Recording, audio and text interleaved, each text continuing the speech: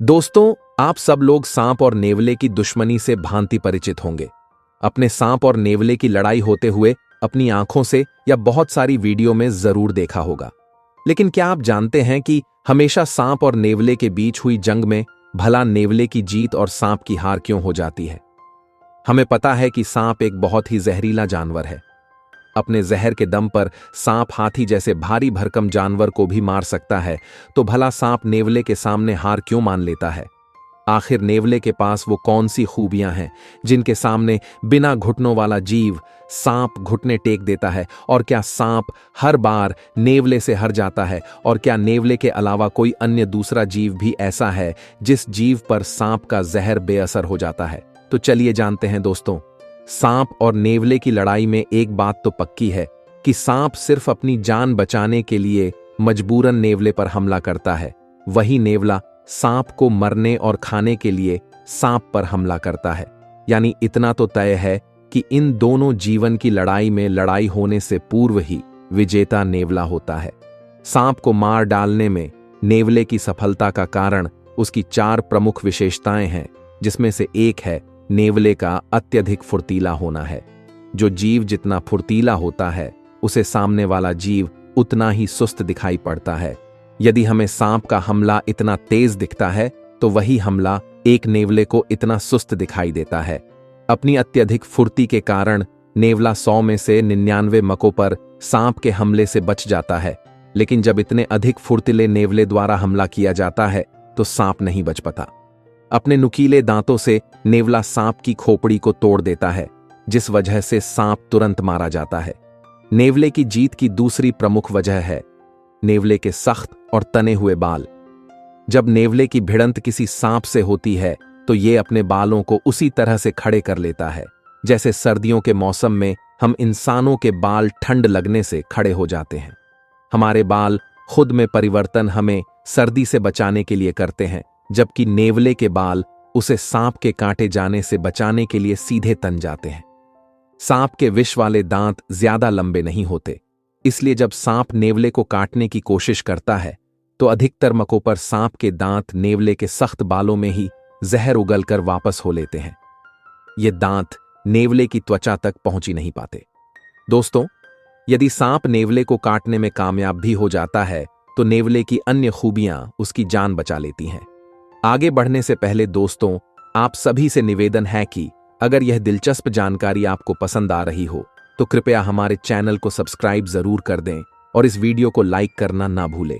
दोस्तों, एक नेवले की त्वचा के ठीक नीचे चर्बी की एक मोटी परत होती है। सांप अपना विष नेवले की चर्बी इसी पार्ट में छोड़ पाता है। हम जानते हैं कि चर्बी में छोड़ा गया कोई भी बाहरी पदार्थ बेहद धीमी गति से शरीर में अवशोषित होता है। इसलिए डॉक्टर इंसुलिन यानी शुगर की दवाई का इंजेक्शन को पेट में लगाने की सलाह देते हैं, क्योंकि इंसानों के पेट में काफी चर्बी होती है, जिस वजह से दवा धीरे धीरे शरीर में अवशोषित होती है और दवा का असर लंबे समय तक बना रहता है। जब सांप नेवले को काटता है, तो सांप का जहर भी इसी तरह धीरे धीरे नेवले के शरीर में जाता है, जिस कारण नेवले के पास इस जहर के खिलाफ लड़ने के लिए अधिक समय होता है। सांप के जहर के खिलाफ नेवले का आखिरी हथियार होता है विष प्रतिरोधक क्षमता। किसी नेवले के शरीर में विशेष एसिटोलोकलाइन रिसेप्टर्स होते हैं, जो सांप के जहर की धीरे धीरे घुलती हुई मात्रा को आसानी से सहन कर लेते हैं। नेवले के विष प्रतिरोधक क्षमता सांप के जहर को बेअसर कर देती है, इसलिए अधिकतर मौकों पर सांप के काटे जाने के बावजूद भी नेवला मारता नहीं, बल्कि सिर्फ कुछ समय के लिए बेहोश होता है। दोस्तों, कुछ लोगों का मानना है कि नेवला सांप से भी अधिक जहरीला होता है, तभी तो नेवला सांप को मार डालता है, किंतु यह धारणा बिल्कुल गलत है। नेवला जहरीला जीव नहीं होता है, किंतु यदि नेवला किसी इंसान को काट ले, तो रेबीज की बीमारी हो सकती है। यह वही बीमारी है जो कुत्तों के काटने से होती है। इसलिए यदि कभी किसी को नेवला काट लेता है, तो टेटनस के इंजेक्शन के साथ साथ रेबीज के इंजेक्शन भी मरीज को जरूर लगवाना चाहिए। हालांकि नेवलों से रेबीज होना बेहद ही दुर्लभ बात है, किंतु फिर भी सावधानी के लिए रेबीज टीकाकरण आवश्यक करवा लें। खैर दोस्तों, हम नेवले की अद्भुत खूबियों के बारे में जान चुके हैं, लेकिन क्या सांप और नेवले की लड़ाई में हर बार जीत नेवले की होती है? बिल्कुल नहीं। नेवला आम तौर पर अधिक बड़े सांपों पर हमला नहीं करता। एक बड़ा कोबरा नेवले के लिए कठिन चुनौती पेश कर सकता है, क्योंकि बड़े सांपों के पास अधिक ताकत होती है। कई बिना जहर वाले जैसे अजगर जैसे सांप नेवले को अपनी ताकत के बल पर आसानी से मार सकते हैं।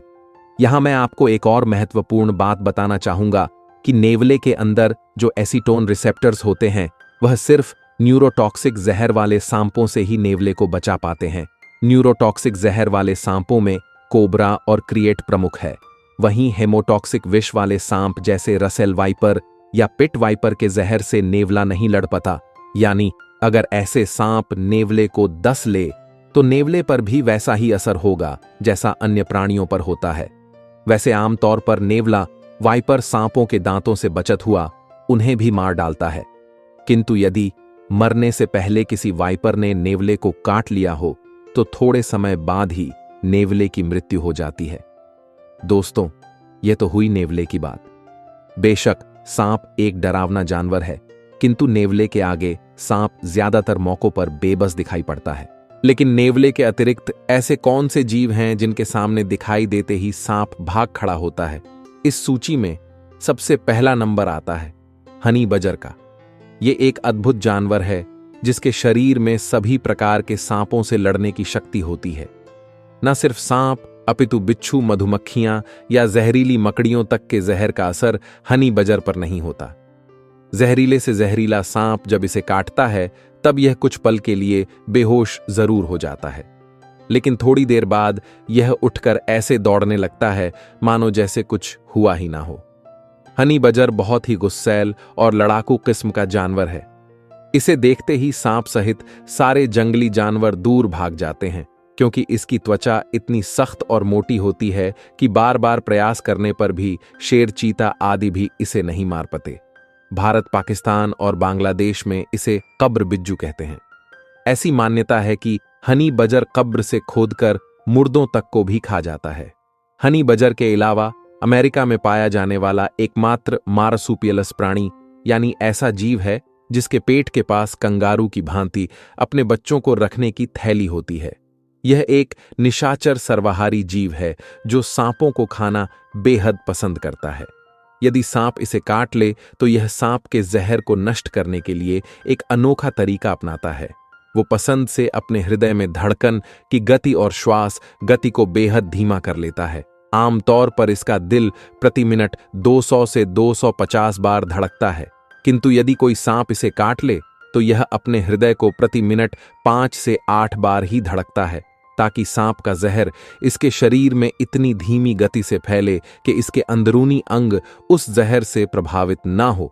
इस दौरान यह बिना हिले डुले एक जगह पर ऐसे पड़ा रहता है मानो मार गया हो, किंतु इसे अपने आसपास की गतिविधियों के बारे में सारी जानकारी होती है।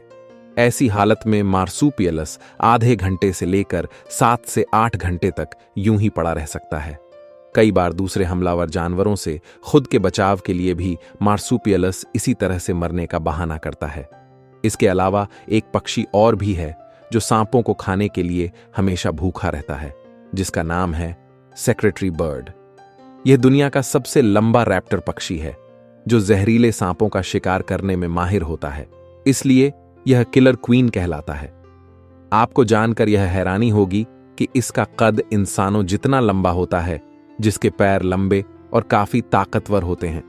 यह एक शिकारी पक्षी है जो पलक झपकते ही सांपों को ढेर कर देता है। इसके सांपों को मारने का तरीका हैरान करता है। सेक्रेटरी बर्ड दोस्तों, लंबी टांगों वाला पक्षी बाज के परिवार से संबंध रखता है। 4 से 5 फीट तक ऊंचा हो जाने वाला सेक्रेटरी वर्ल्ड सांपों को अपनी मजबूत टांगों से पीट पीट कर मार डालता है। इसकी टांगों का वॉर बेहद भीषण होता है, जो एक बार में ही सांप का कचूमर निकलने के लिए काफी है। यदि सांप सेक्रेटरी बर्ड के हाथों जान गंवाने से पहले इस पक्षी को काट भी लें तो आमतौर पर एक छोटे सांप का जहर इस पक्षी पर बेअसर ही रहता है। वहीं सेक्रेटरी वर्ल्ड का प्रहार इतना भीष्म और तेज होता है कि इसे कोई सांप काट ही नहीं पाता। दोस्तों, इनके अलावा कुछ जानकार मानते हैं कि भारत के राष्ट्रीय पक्षी मोर पर भी सांपों के काटे जाने का कोई विशेष असर नहीं होता। वहीं यह भी देखा गया है कि सूअर भी कुछ हद तक सांपों के जहर से खुद की रक्षा कर लेते हैं। हालांकि सूअर सांप के जहर को झेलने के प्रति कितने सक्षम है, इस बारे में अभी काफी शोध की आवश्यकता है। दोस्तों, उम्मीद करते हैं कि आपको यह दिलचस्प और महत्वपूर्ण जानकारी पसंद आई होगी। वीडियो के संबंधित कोई राय एवं प्रश्न हो तो कृपया कमेंट सेक्शन में जरूर लिखें। हमारे चैनल को सब्सक्राइब और वीडियो को लाइक जरूर कर दें। वीडियो को अंत तक देखने के लिए आप सभी दोस्तों का बहुत बहुत धन्यवाद।